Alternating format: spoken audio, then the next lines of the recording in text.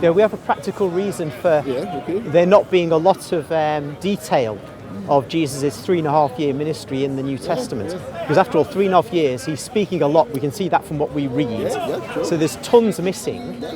However, these things were written on scrolls, and I understand that the length of the average scroll dictated how much could be put on. So St. John's Gospel, being the longest Gospel, is pretty much the limit of what a scroll would take.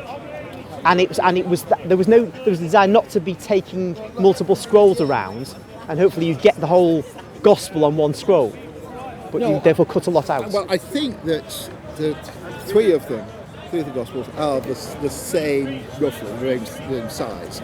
Yes. And the other one's like a half one. That's how Mark of the shortest. That's right, yeah. But come on, if the whole of the future of Christianity depends on putting certain things in, go and buy another one as well that you can write on.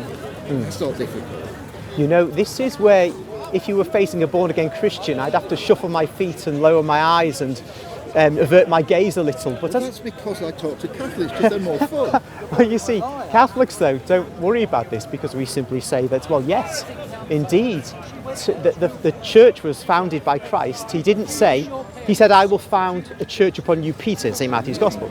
He didn't say, I'm going to instruct you to write something called the New Testament out, and that's going to be the centre of everything. The New Testament is almost an afterthought, not even mentioned. I mean, the New Testament writings are almost an afterthought, in that you see that Jesus never talks about writing all this down in the New Testament, and he also, you get what you get through what is almost accidental. St. Paul writing in response to difficulties in regions of the Mediterranean world which he's been involved with. But for those difficulties, things might not have got written. So there's a kind of contingency about the New Testament. But the church is a planned institution by Jesus, and it contains, either at the time it's founded by Jesus, or adding on subsequently, because Jesus says the Holy Spirit will come and lead you into all truth.